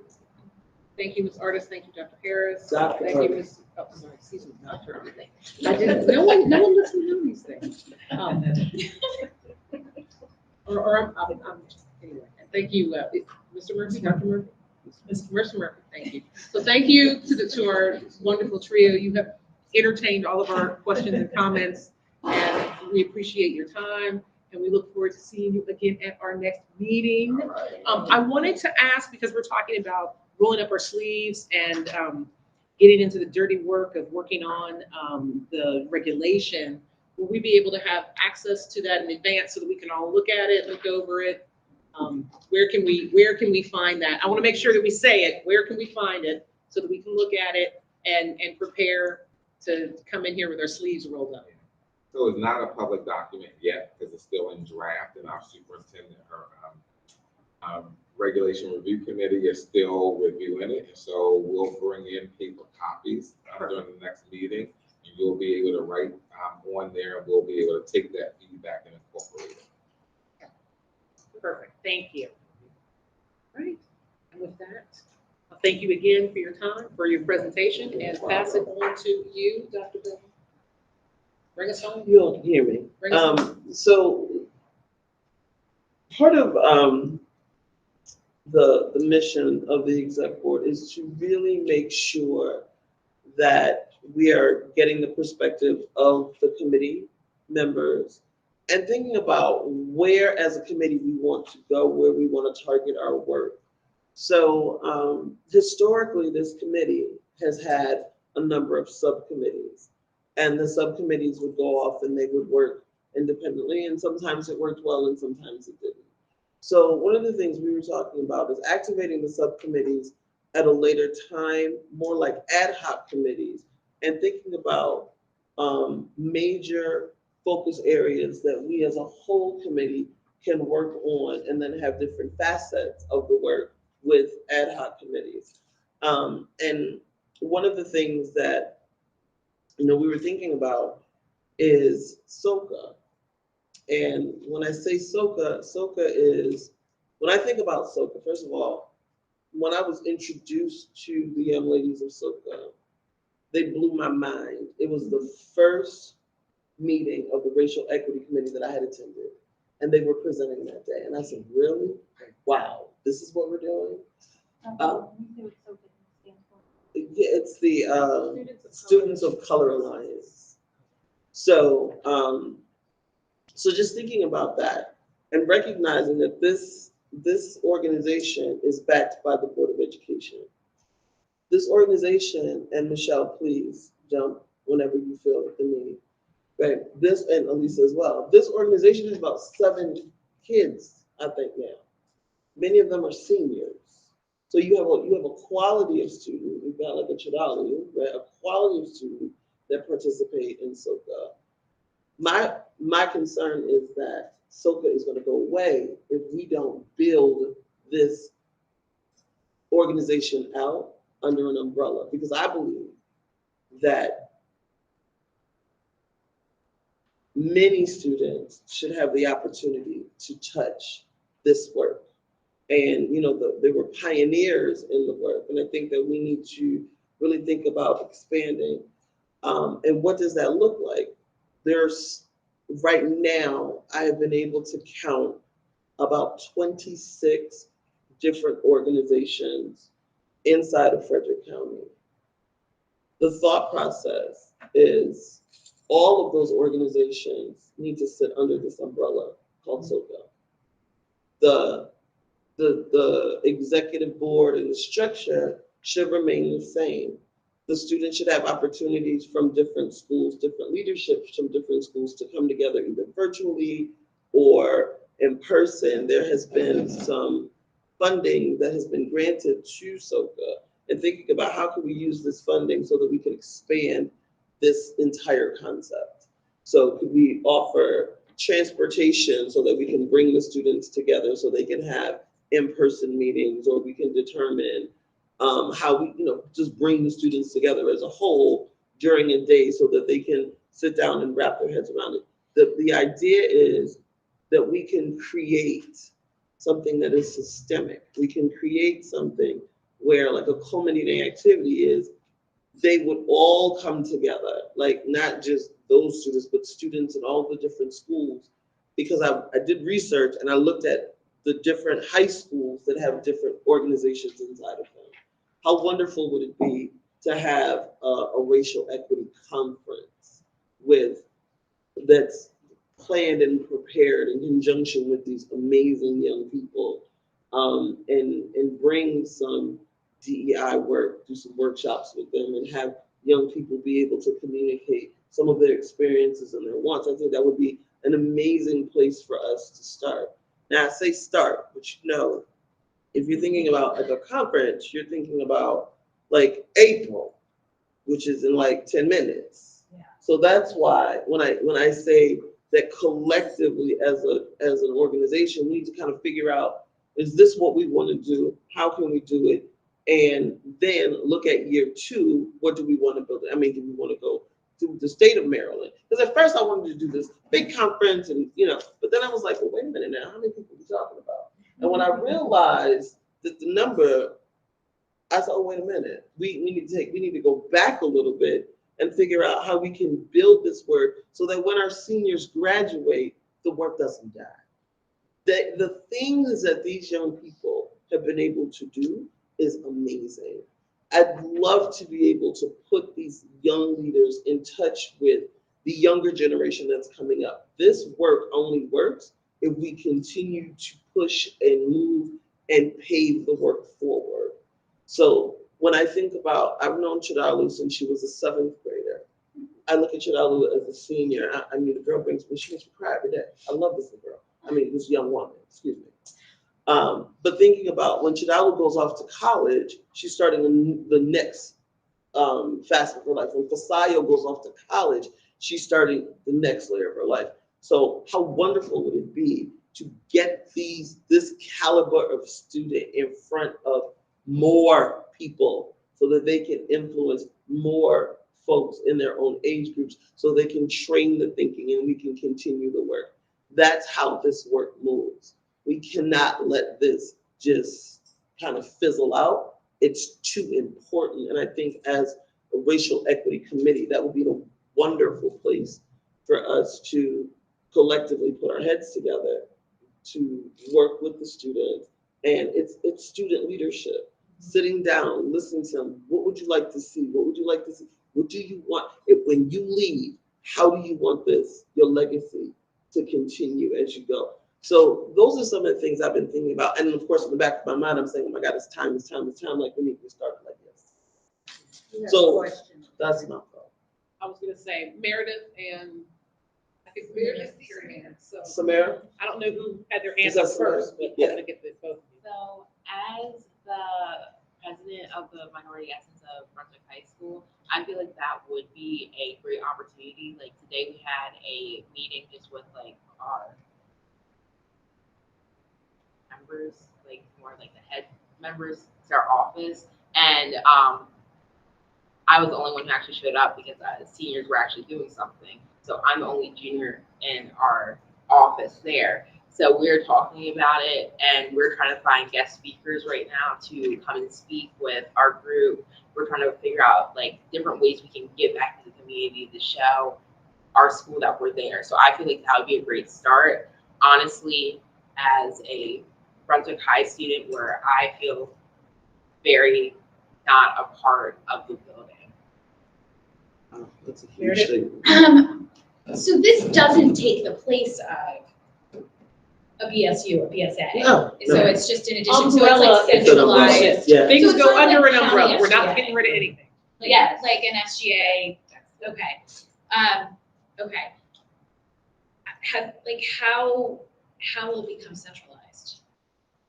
That's Yeah. the work. Yeah, okay, that's what I was wondering. That's the work. Yeah. Elisa, and then we'll come back to you. So I have a lot of questions. Have the students been notified of these options? I haven't been able to catch up from the grant committee meeting that occurred because I was on vacation at the time, so this is the first time I'm being notified of this. So my biggest thing is, have the students heard this? It was started as a student-led, student-run organization. The students make the calls. We tried as much to facilitate that for them and what they want to do, but I hear this being said and I don't see anyone from SOSA here. So that's my big, I mean, yes, I'm not, I love you, I'm not calling you out, but I mean, and no one on, the president isn't here, the vice president isn't here, like, the girls who have been it since the founding, right? The seniors, right? Right. So they're the ones that are, if you give me just 1 minute, they're the ones that are on the exec subcommittee. Where would the money for the grant sit? And would the kids still have the autonomy to make the decisions? Because in neighboring groups that are like this in neighboring counties, sometimes when the students are feeling some kind of way, they want to respond to an incident in the community. And would they have that power, if you will, that student power to be able to do so if they were being guided by the district? I don't necessarily think it's a guided thing. I think what it is that we have to be really, let's be really realistic and be really clear with the fact that when the students graduate, they're going off to the next phase of their life. And I worked with Urbana Step Team last year. I'm telling you, it was one of the best experiences I ever had. And the captain graduated, and we had to get somebody in place to make sure that that work did not die when that young lady left, who started the STEP team. So I want to address, not to take away from anything that Dr. Bella said. I think what I'm hearing and what you're saying is, have we just come up with an idea and we're not including SOCA in it? The reason we're bringing it up here is because we're not going to move forward with this as something that we're going to do if everybody doesn't want to do it. So we need to talk about, is this something that we want to make part of what we're doing, and then reach out to SOCA. We're not making decisions for them and telling them this is what we want to do. But the understanding is that we as the adults need to lead by example. And so we're showing them how they can do for themselves, advocate for themselves, etc. We're helping them and giving them tools and whatnot. So the idea is we want to say, yes, is this what we want to do? Part of it is because, with the work that Dr. Harris's department is doing, is attempting to have this universal realignment. It only makes sense that we wanted to start thinking about how can this expand so that this is not being so that we can ensure that disparate experience that we're seeing throughout schools, that they're attempting to try to realign and make more streamlined. How can we do that for the students and empower them as well? So I don't know if that was where you were, but we're not talking about, we've come up with this idea and we haven't told, and we're going to tell SOCA. That's not what's happening. So hold on, Chidalo wanted to be next. I saw Brooke's hand, and it's 8:02. Yeah, and it's 8:02. So, but I think we should definitely let our SOCA president speak. She's not the president. She's not the president. Sorry. Oh, and I'm sorry. I didn't realize Michelle had her hand up too. Okay, so maybe we should have the advisors speak. SOCA advisors speak. I apologize. I will give you to speak in just a second. So we did meet over the summer, and we met with our CTA president as well, who worked in tandem with the NEA president. I'm sorry, not NEA, MSCA president, to be able to secure us a $5,000 grant for SOCA as a whole to use in any capacity. We did come together and we did meet. Unfortunately, our SOCA president was not able to be on the call at the time. One thing that was discussed and was mentioned and was brought to the attention of SOCA and was agreed upon by people in that call was to have more of a central, not a central location like it currently is now, but to have the different schools kind of have it function as an umbrella. For the main purpose that currently all of our leaders who are serving on SOCA are all seniors. Even the one who was a junior is now in early grad. So everyone is graduating in May. We do need to have some kind of succession plan. This was something that we talked about. And it was talked about with them to have it more of an umbrella. This was something that was agreed upon by them, and that's something that they are working towards. We do run into the issue that we have tried to reach out to schools various times. I know Sabrina has tried.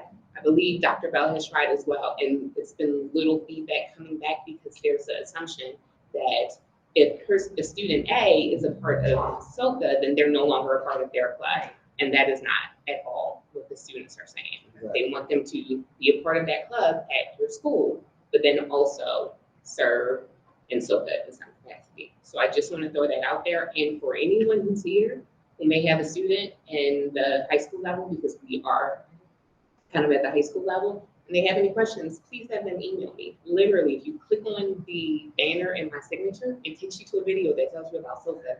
I did have someone reach out to me from, where's Ronnie? Ronnie's at Oakdale. Okay, so I had someone reach out to me from Oakdale, a student who wanted to be able to do this. Students are aware, and they do want to have more of a presence within it. So I do want to just put that out there. They are making the decisions. We're not making decisions for them. Matter of fact, we step all the way back and let them make the decisions. This is what they want to do. One of the greatest things that we did talk about in this budget meeting, and please correct me if I'm wrong for those who were on the call, was that transportation is a great issue. For example, Our president is not here tonight because she didn't have transportation to get here. She wanted to be here, but she wasn't able to. And that's something that we have to think about, especially she's in the Oakdale patch. She goes to Oakdale. Our students who want to participate, who go to more of the county schools or more part of more of the non-central locations, they struggle to get here, to get to these central locations, to be able to do something, but they want to make a great impact in their community, but it's hard for them to be able to get to these places. So that's just something to put out there. But please, if you need me, it's michelle.early@fcps.org. Okay, Janelle. Really quickly, I just wanted to touch on how the big issue really is that lack of centralization. When I first heard about SOCA, I heard about it through my friend Promise Green, and that was the way I got introduced to it. Like, I knew of her, and I knew that she was the one trying to implement this thing. So what happened was I got her phone number from a friend, and I asked her about it, and then she added me into the group. But obviously, that kind of system isn't going to work if we're trying to create it on a wider scale. So there needs to be a place students can go.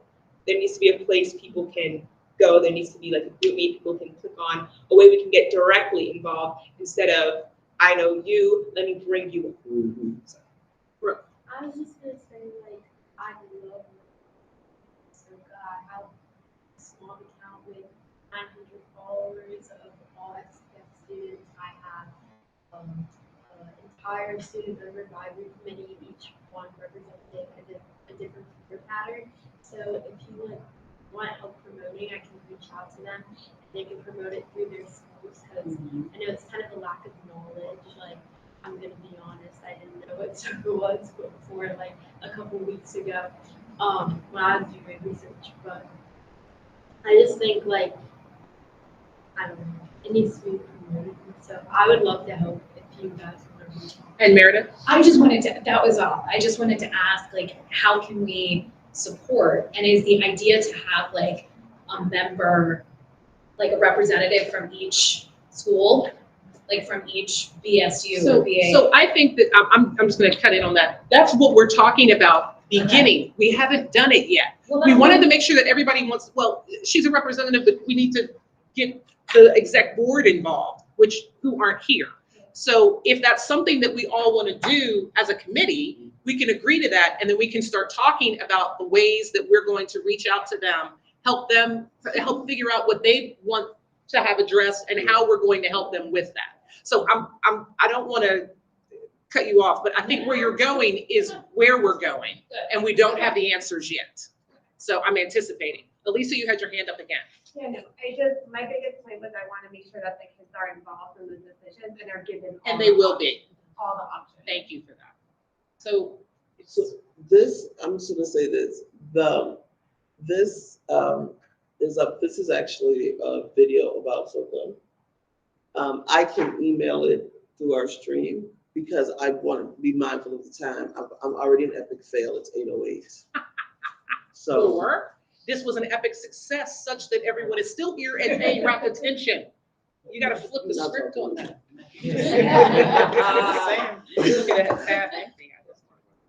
So are we clear to adjourn the meeting? I would like to ask. No, I'm just saying. I just want to hear everyone say that, yes, we do agree that this is something that we want to pursue going forward. Anyone opposed? So you have a way that you will want to we're going to approach the students involved in SOCA currently. Yes. And we're going to continue. Yeah. And it's going to be something that we're talking about throughout the year. That's the reason why we mentioned it as a goal. It's something that we think is probably going to take some time. And so if we're all ready, we're going to be rolling up our sleeves for a lot. Next meeting and for the year. So will this be like one of our subcommittees on? It might. It may end up actually being more than one. Oh. Thank you. Yeah, for sure. We're going to hash this out. We just want to make sure everybody wants it. Everybody wants it. Okay. So. I'm just joking. All right, you all, the meeting is adjourned. Thank you so much. 8:10. Thank you so I'll be much home by for 9, it's my allowing dog's us 10 birthday. extra minutes.